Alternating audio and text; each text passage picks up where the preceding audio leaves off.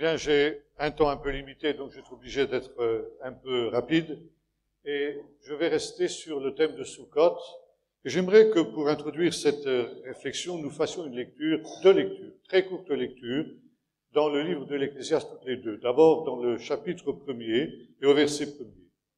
Parole de Qohélet. Alors Qohélet, on traduit par l'Ecclésiaste, ça ne veut pas dire grand-chose en français, ça n'a rien à voir avec l'Église. Qohélet, ça signifie simplement celui qui rassemble. Donc j'ai gardé ce nom, si vous voulez, en hébreu. Le fils de David, roi de Jérusalem. Vanité des vanités, dit Qohélet, tout est vanité et poursuite du vent. Quel avantage pour l'homme de tout le travail pour lequel il peine sous le soleil. Et la fin du livre maintenant, au chapitre 12 et au verset 13. Fin de ces paroles. Écoute l'Éternel et crains ses commandements. Garde ses commandements, car c'est le tout de l'homme. Parce que toutes les œuvres des hommes seront amenées en jugement de tout ce qui a été fait de bien ou de mal. Nous sommes dans ce temps de la fête de Sukkot. Je rappelle simplement quelques éléments que nous avons déjà acquis lors de notre dernière rencontre. Et nous avons vu qu'il y a un sens messianique dans cette fête de Sukkot, dans ce sens qu'un jour, toutes les nations monteront à Jérusalem pendant ce règne messianique pour se prosterner devant le roi, l'Éternel des armées. Mais en attendant ce temps qui est représenté également par le dernier jour de la fête, on appelle Shmini Atzeret en hébreu, ça veut dire c'est le 8e qui est ajouté, ça veut dire la fête se célèbre pendant 7 jours plus 1, et ça nous donne 8. 8, c'est un chiffre aussi très symbolique dans la Bible. 7 plus 1, c'est le chiffre du surnaturel. Et il y a dans la tradition juive, on avait parlé du Shabbat le premier soir, il y a cette idée que pendant le temps messianique, la semaine aura 8 jours, et non plus 7. Et que le 8e jour de la semaine, sera ce jour dont a parlé le prophète Zacharie dans ses prophéties, un jour éternel, un jour qui ne finira pas, un jour qui sera tout entier Shabbat. Et ce 8e jour, il est déjà anticipé par ce dernier jour de la fête, ce dernier jour que Jésus avait célébré, on en a parlé aussi hier, quand il avait dit, si quelqu'un a soif, qu'il vienne à moi et qu'il boive. Mais en attendant ce 8e jour de la semaine, nous sommes encore dans la semaine qui est placée sous la malédiction de l'Éden, la malédiction du travail. Et précisément, cette fête de Sukkot est aussi un rappel. Ça veut dire que, nous l'avons vu, on reprend conscience de la précarité de la vie humaine et de la non-installation. Cette fête, nous l'avons vu, c'est une fête de la désinstallation. Et il y a dans la parole de Dieu 7 petits livres que l'on appelle les Megillot en hébreu, c'est-à-dire les rouleaux. Et ces 5 petits livres, on les lit à l'occasion d'une fête. Le premier de ces rouleaux, c'est le livre du Cantique des Cantiques, qu'on lit à la période de Pâques, parce que il évoque ce petit rouleau, le court printemps israélien. Le deuxième rouleau est le livre de Ruth, où il est question de la moisson, et on le lit au moment de la fête des moissons, c'est-à-dire la fête de Pentecôte. Le troisième rouleau, c'est le livre des Lamentations de Jérémie, qui ne porte pas ce titre d'ailleurs en hébreu, on ne sait pas de qui il est, peu importe, qui sont 5 poèmes sur la destruction du temple et que l'on lit le 9e jour du mois d'Av, anniversaire de la destruction du temple. Et puis il y a le rouleau d'Esther, qu'on lit au moment de la fête du Purim, et enfin, il y a le livre de l'Ecclésiaste, qu'on lit au moment de la fête de Sukkot. Si bien que quand nous arrêtons ce livre de l'Ecclésiaste, nous sommes au cœur même de cette célébration de Sukkot. Et là, nous sommes dans un paradoxe. Nous avons vu hier que une des injonctions, un des commandements essentiels de la fête de Sukkot, c'est la joie. tu te réjouiras pleinement devant l'Éternel ton Dieu. Or, quand on lit le livre de l'Ecclésiaste, on n'a pas tellement envie de rire. C'est le moins qu'on puisse dire. Vanité des vanités, tout est vanité et poursuite du vent. Et, voyez-vous, il y a un mot ici, hébreu, très intéressant, qui est traduit par vanité. C'est le mot Ével. Ével, c'était le nom d'ailleurs du frère qui a été tué par Caïn. Nous nommons Abel dans notre langue française, mais son nom véritable c'est Ével. Ça veut dire une nuée, une vapeur, quelque chose qui s'évanouit, quelque chose qui disparaît. Et c'est justement le message de Qoéleth. Tout est vanité, rien dans le monde n'a de durée. Tout est comme une nuée, une vapeur, une buée qui paraît pour un temps et qui disparaît. Et cela nous rappelle justement ce qu'est le sens premier de cette fête de Sukkot, ce déménagement, ce départ au désert, pour y reprendre conscience dans la cabane fragile qui a été construite, de la fragilité de tout ce qu'il y a dans le monde, et en particulier de toute la fragilité de notre existence, de notre vie. Tout est vanité. Ével, ça veut dire aussi un rien, zéro, néant. Finalement, tout retourne au néant dans l'univers tel qu'il est. Et par conséquent, comme il le dit dans la deuxième proposition, rien n'a véritablement d'importance. Quelle importance! Si tout disparaît, quelle importance pour l'homme de toute la peine qu'il se donne à travailler sous le soleil, puisque de toute l'œuvre de ses mains, au dernier jour, il ne restera rien du tout. Oui, c'est pas très réjouissant, c'est vrai. Et pourtant, c'est réel. Et puis, Ével, ça a aussi un autre sens. Ça a le sens d'idole. Les idoles sont des néants, des riens, des zéros. Et c'est pourquoi la langue hébraïque appelle une idole un ével, un néant. Et en fait, le livre de Qoéleth, de l'Ecclésiaste si vous préférez, est un livre iconoclaste, ça veut dire un livre qui brise toutes les idoles. Tout ce que l'homme peut être tenté d'ériger en idole. Ça veut dire quelque chose dans lequel il va mettre sa confiance, son espérance et sa foi. Et Qoéleth n'épargne aucune de ces idoles. Comme disait aussi le psalmiste, oui, Ével que tous les fils de l'homme. Tous ensemble, ils montraient dans la balance aussi léger qu'un souffle. Et le livre commence par cette affirmation qu'il est absolument nécessaire de réaliser et pour laquelle il faut reprendre conscience pendant ce temps de Sukkot quand on déménage sous la Soukha. Tout est vanité. Mais tout ne s'arrête pas là. Et quand on veut comprendre un peu la signification d'un livre biblique, il faut regarder aussi la fin. Et la fin, c'est celle que nous avons lue. Crains Dieu et observe ses commandements, car c'est le tout de l'homme. Et là, nous avons deux mots très importants. Deux mots qui sont en opposition totale. Celui par lequel le livre commence, Ével, vanité, néant, rien, idole. Et ensuite, Dieu est le tout de l'homme. On va du rien au tout. On va du néant à l'infini. Et c'est tout le cheminement de Sukkot. Reprendre conscience de la précarité, de la vanité de toutes choses qui sont dans le monde, pour arriver à l'essentiel, se recentrer sur l'essentiel, le tout. Ce qui va faire, ce qui va être et qui va réaliser le tout de l'homme.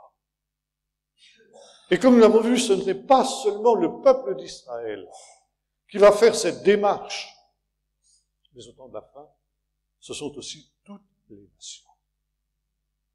Je voudrais maintenant faire quelques autres réflexions sur ce livre étrange, car c'est un livre étrange, qu'est le livre de Qoéleth. Livre pessimiste, c'est comme ça qu'on le considère d'habitude. Non, livre réaliste, parce que l'explication est vraie. Et la révélation biblique n'est pas là pour nous plaire, pour nous flatter et pour nous bercer d'illusions, car ce serait mensonge. Mais pour que nous puissions faire face à la réalité telle qu'elle est, aussi déplaisante qu'elle soit parfois. Et précisément, le chrétien, parce qu'il a une espérance, est le seul qui puisse faire face à cette réalité déplaisante. Et une des raisons pour lesquelles l'homme, et plus particulièrement le païen, s'encombre de toutes ces idoles que Qoéleth détruit dans son livre, le travail, le bonheur, la réussite, le succès, l'argent, que sais-je encore, mille et une réalités dans lesquelles les hommes placent leur confiance parce qu'ils veulent se masquer la réalité, parce qu'ils veulent s'étourdir, comme le disait Pascal dans Les Pensées, le divertissement qui empêche de penser à ce qui est le vide de l'existence. Et Pascal disait, si on arrive à distraire l'homme, ça veut dire à le faire sortir du chemin. Le divertissement, au sens étymologique du terme, c'est-à-dire quitter le chemin juste. Et s'il est triste, et si l'on parvient à le divertir, le voilà heureux en un instant. Mais c'est une illusion, c'est une idole, c'est un éveil. Qoéleth nous replace devant l'essentiel, une explication vraie. Je voudrais ici citer un homme de lettres français du siècle dernier, catholique, Georges Bernanos, qui, dans un ouvrage, a résumé ce qui pourrait être le thème essentiel du livre de Qoéleth. Voici ce qu'il a écrit. Seul celui qui a appris à désespérer des choses qui trompent peut espérer dans celles qui ne trompent pas. Je répète cette phrase parce que pour moi elle est essentielle. Seul celui qui a appris à désespérer des choses qui trompent peut espérer dans celles qui ne trompent pas.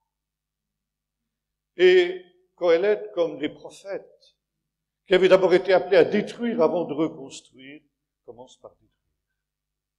Détruire toutes les fausses espérances.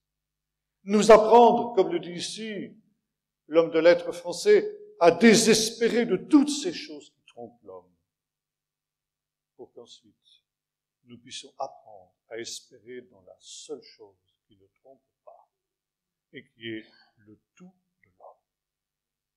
Ça, c'est le sens même de Sukkot. Ça veut dire retrouver la signification profonde des choses pour aller à l'essentiel. Et pour apprendre comment vivre sous le soleil, la vanité qui est celle du monde. Et le but. Le but, c'est que l'homme connaisse la véritable joie. Je vous ai dit tout à l'heure que le livre de Qoéleth, et je pense que vous en conviendrez, n'est pas un livre très très réjouissant quand on le lit. Mais en réalité, quand on s'y arrête un peu plus, on se rend compte que le but du livre, c'est la joie véritable. Mais pour que la joie véritable puisse être celle de l'enfant de Dieu, il faut que toutes les fausses joies, tout ce qui pourrait provoquer une joie qui ne serait pas véritable, soit détruit. Il faut que tu détruises dans ta vie, afin ensuite de reconstruire. Il faut que tu détruises, tu arraches, que tu démolisses, et ensuite que tu construises et que tu bâtisses. C'est le message aussi qu'avait reçu le prophète Jérémie lors de sa vocation. Tout est vanité, si ce n'est pas fait en Dieu. Voilà ce qui est justement le thème même du livre de l'Ecclésiaste.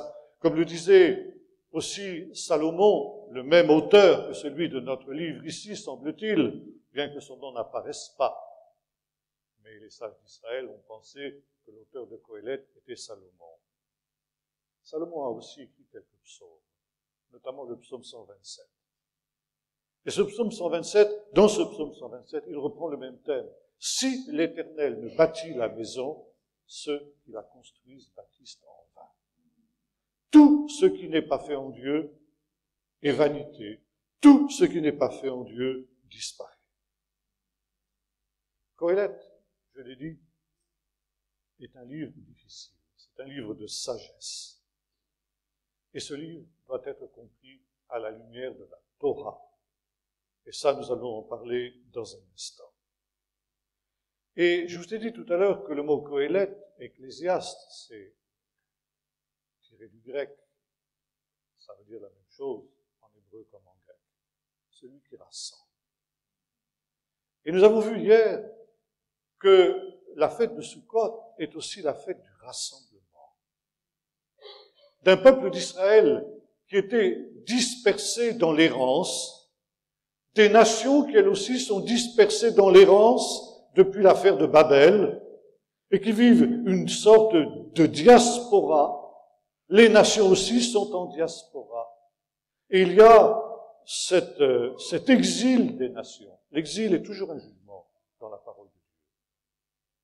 Le premier exil, c'est celui qui a eu lieu lorsque le premier couple a été chassé d'Éden. Il est parti en exil. Le deuxième exil, c'est celui que j'évoquais sur la tour de Babel, qui concerne toutes les nations. Et après, Israël va être marqué dans son histoire par 4 exils. Le dernier exil étant celui qui s'achève. Et dans la tradition juive, au travers de ces 4 espèces de Sukkot dont nous avons parlé hier, le lulav, c'est-à-dire la branche de palmier, la branche de saule, la branche de myrte et le cédra, on y voit aussi ce rappel des 4 exils d'Israël. Et la fête de Sukkot annonce aussi un temps où ces 4 exils, où cet exil, non seulement d'Israël, mais des nations aussi prendra fin, et le peuple d'Israël sera non seulement rassemblé sur sa terre, mais il sera également rassemblé autour du temple, qui a été inauguré, je le rappelais hier, lors de ce 8e jour de Sukkot, lorsque Salomon l'a consacré au Seigneur. Et on a fait ce lieu de rassemblement, ce Mikvé Israël, où le peuple de Dieu venait écouter la parole de Dieu et recevoir l'eau de la vie. Mais nous l'avons vu, dans la perspective du prophète Zacharie notamment, ce n'est pas seulement dans ce 8e jour de la semaine que prendra fin l'exil d'Israël, mais également l'exil des nations, parce que toutes les nations aussi, un jour, seront rassemblées. Toutes les nations se rassembleront à Jérusalem pour chercher le Seigneur des armées et se prosterner devant sa face pendant cette fête de Sukkot. Et lorsque le temple existait, on offrait déjà le 8e jour de la semaine, le 8e jour de Sukkot. On offrait sur l'autel, le grand prêtre offrait sur l'autel 70 taureaux en l'honneur, plutôt pas en l'honneur, pour les nations, les 70 nations qui ont été marquées par cet exil qui a suivi l'affaire de la tour de Babel. Au chapitre 10, juste avant cet épisode de la tour de Babel, nous est donné ce qu'on appelle en hébreu la table des nations, la liste des nations, qui sont sorties de cette dispersion des nations. Et si vous faites le compte, vous constaterez qu'il y a 70 nations. Et c'est la raison pour laquelle on offrait sur l'autel, le dernier jour de la fête de Sukkot, quand le temple existait, on offrait 70 taureaux pour les 70 nations qui un jour viendraient à Jérusalem se prosterner devant l'Éternel des armées. Et déjà, on anticipait, et c'était une prière que le peuple d'Israël adressait pour les 70 nations, c'est-à-dire pour les nations que nous sommes. Déjà, le peuple d'Israël priait pour nous à cette époque-là. Et un jour viendra où, comme l'avons vu dans le livre de l'Apocalypse, chapitre 7, il n'y aura plus de différence. Les nations Israël seront unies dans la même louange, comme le dit l'apôtre Paul à la fin de l'épître aux Romains, louez-le, nation, avec son peuple. Et si vous retraduisez en hébreu cette expression, ça veut dire soyez juifs, nation, avec son peuple, parce que le juif, l'expression dit, ça veut dire celui qui loue. louez-le nation avec son peuple, ça peut se comprendre, soyez juifs avec son peuple. Bon, je passe là-dessus, parce que ça nous entraînerait trop loin, je n'ai pas le temps. Mais disons qu'il y a cette union entre Israël et les nations dans cette perspective eschatologique, dans cette perspective dernière de la fin de tous les exils, non seulement les exils d'Israël, mais également les exils des nations. Et par conséquent, il y a ici cette réalité de ce rassemblement aussi dont parle l'apôtre Paul quand il dit que le fils d'Ishaï, ça veut dire le Messie, et il cite un texte de Ésaïe 11, sera une bannière pour les nations. Et autour de lui, au temps de la fin, les nations se rassembleront, parce qu'évidemment, au centre de la fête de Sukkot, il y a le Messie, il y a Jésus. Et c'est lui qui donne son sens à cette fête. Qoéleth n'est pas un observateur froid. Il a vécu. Et s'il provoque ces remises en question, c'est pour que nous apprenions à changer de perspective. Que nous abandonnions cette pensée scientifique et rationaliste qui est la nôtre et de laquelle nous mourons. Et comme je le disais, le but, c'est de nous amener dans la véritable joie. Deux pôles, un pôle négatif, un pôle négatif, un pôle positif. Pôle négatif, tout est vanité. Pôle positif, tout est don de Dieu. Tout ce qui se fait sous le soleil. Dans le livre, il y a 8 sections qui toutes se terminent par cette même expression, tout est vanité. Qoéleth, je vous le disais, n'est pas un observateur froid. Il a vécu ces choses. Il est allé jusqu'au fond de sa recherche. Et il a expérimenté la vanité de tout ce que les hommes de tous les temps et de tous les lieux ne cessent de rechercher parce qu'ils manquent de cette sagesse. Or, le but de l'auteur, c'est de dire, ne perdez pas votre temps, comme je l'ai perdu moi, à explorer ce qui finalement sera désillusion et vanité. Prenez tirez leçon des expériences des sages pour que vous ne retombiez pas dans les mêmes ornières. Juste avant la clôture de ce livre, Qoéleth nous dit 2 choses importantes. Il nous dit, premièrement, Dieu fait tout. Et nous retrouvons cette notion du tout, du zéro au tout. Et ce que Dieu fait, tout ce que Dieu fait, tout ce que Dieu fait est bon. Et ça, c'est le tout de l'homme. Et puis il nous dit aussi, Dieu recueille ce qui a fui.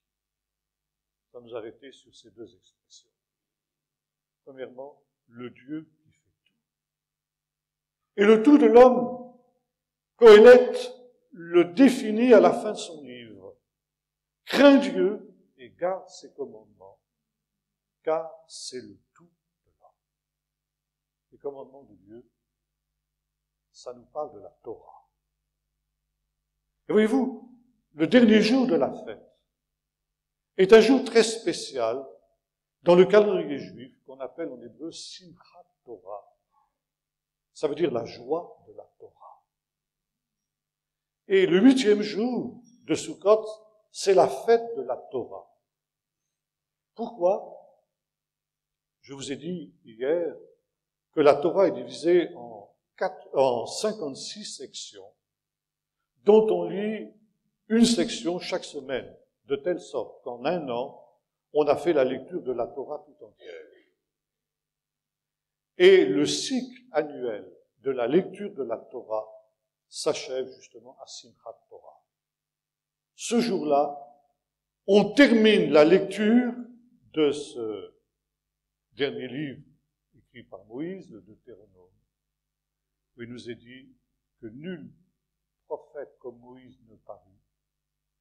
Et cela, personne n'a pu égaler les miracles que Moïse a fait aux yeux de tout Israël.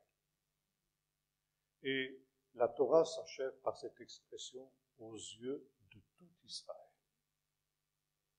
Et quand on a terminé cette lecture, immédiatement, on recommence au livre de la Genèse, chapitre 1er, verset 1er. Au commencement, Dieu créa les cieux et la terre. Pourquoi cette coutume de recommencer la lecture de la Torah immédiatement quand on la termine ce jour de Simchat Torah? Parce que nous dit les sages, il ne faut pas que Satan puisse dire que le peuple d'Israël a terminé la lecture de la Torah et qu'il n'a pas envie de le recommencer. Ça aussi, ça mérite réflexion. Parce que lire la Torah, c'est une joie. Et quand on a terminé cette lecture de la Torah, on prend la Torah, chacun des participants de la synagogue prend la Torah dans ses bras, et comme le dit notre texte, tu te réjouiras d'une joie parfaite, il se met à danser dans la synagogue et en dehors de la synagogue avec cette Torah que l'on bénit, pour laquelle on bénit Dieu d'avoir donné cette Torah aux yeux de tout Israël parmi nous. Et chacune de ces sections de la Torah porte un nom. Et la dernière section qu'on lit le jour de Simchat Torah porte cette expression d'hébreu, Vezot Abaracha, ce qui signifie voici la bénédiction. Ça veut dire que dans ce jour, Dieu envoie la bénédiction. Voici la bénédiction. Et la joie la plus intense qui va crescendo pendant les jours de la fête de Sukkot depuis le premier jour et qui grandit tous les jours jusqu'à devenir une joie qui éclate le 8e jour, elle tourne autour du don de la Torah. Parce que Dieu a donné cette Torah à son peuple et parce que Dieu l'a accompli, il a accompli des merveilles, il a accompli des miracles aux yeux de tout Israël. Et Israël peut en rendre compte et en témoigner et le fait en bénissant Dieu pour toutes ces grandes œuvres qu'il a faites. Et si Dieu a fait dans le passé de telles merveilles pour son peuple, ça veut dire qu'il va encore les refaire. Ça veut dire qu'il va y avoir un deuxième exode. Il va y avoir un nouveau rassemblement. Il va y avoir un deuxième Moïse, le Messie. Et ce sera la plénitude de la bénédiction et ce sera la plénitude de la joie. C'est pourquoi il vaut la peine d'abandonner toutes les fausses joies de ce monde, toutes ces idoles qui ont été détruites par Qoéleth dans les chapitres précédents, pour revenir sur ce qui est le tout de l'homme, la Torah. La Torah est la plénitude de la bénédiction. La Torah est la plénitude de la joie de l'homme. Et nous, qui croyons dans le Messie d'Israël, nous pouvons dire, au-delà de la Torah écrite que vous avez là, il y a la Torah faite chair, qu'est le Messie Jésus. Tu te réjouiras pleinement en lui, comme le disait également le psalmiste. Et par conséquent, il y a joie au milieu de la précarité. C'est vrai que jusqu'à ce que vienne ce 8e jour de la semaine, il y aura cette vanité qu'il faut vivre sous le soleil. Il y a une vie à vivre. Il y a une œuvre à faire. Cette œuvre, elle ne sert à rien. Et ce qu'un temps a fait, ce que tu auras fait pendant un temps, un autre temps le détruira. Il y a un temps pour construire, mais il y a un temps pour démolir.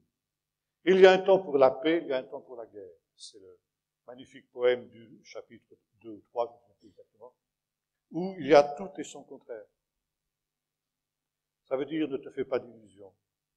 Ce que tu auras réalisé dans ta vie à grands frais, il ne restera rien du tout. L'homme est ainsi fait qu'il cherche toujours à se survivre par ses œuvres. Regardez les grands hommes qui dressent des monuments impérissables, semble-t-il, pour leur gloire. L'Arc de Triomphe de Napoléon, celui de Mitran, qui lui fait opposer. Les pyramides d'Égypte, qui défient les siècles.